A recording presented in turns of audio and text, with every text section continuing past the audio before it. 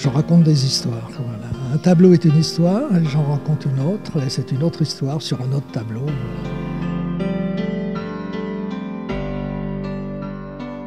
Et je crois que c'est pour ça que les expositions sont plaisantes à avoir, et pour moi, les tableaux sont très intéressants à faire, puisqu'à chaque fois, c'est une histoire que je me raconte et que je raconte aux autres.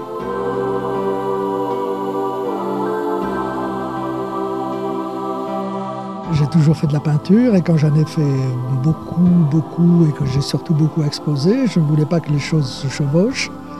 Et donc j'ai trouvé un nom qui est un nom d'un lieu dans mon village.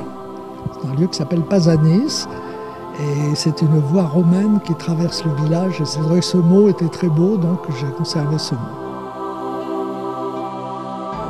Dans mes peintures, il y a beaucoup de messages. J'aime aussi beaucoup les objets, puis j'aime aussi évidemment que l'homme croise les animaux, qu'ils fassent partie de sa vie. Les hommes font partie de la vie des animaux, les animaux font partie de la vie des hommes.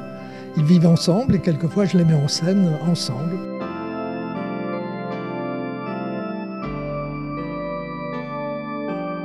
L'art est une excellente thérapie contre la morosité.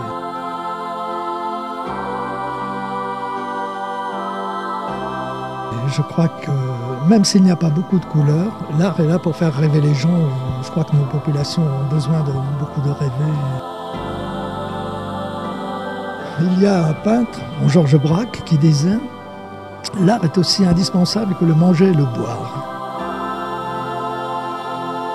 Je crois qu'il a tout dit, l'art fait partie de la vie des hommes.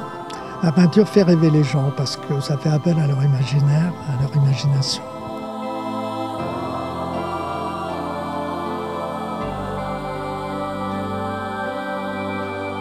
Dans cette ambiance de couleurs, ce perroquet très étonné avec cette dame perroquet, voilà, c'est un détournement des choses.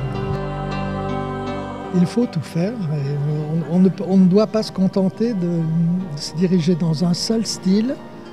Il faut faire des choses très diverses. Je crois qu'un artiste qui fait toujours la même chose, c'est ennuyeux pour les gens à qui il montre les toiles, mais c'est aussi très ennuyeux pour lui.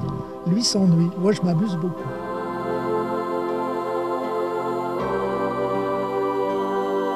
Raison d'être. Ces matériaux existent et pour tout le monde,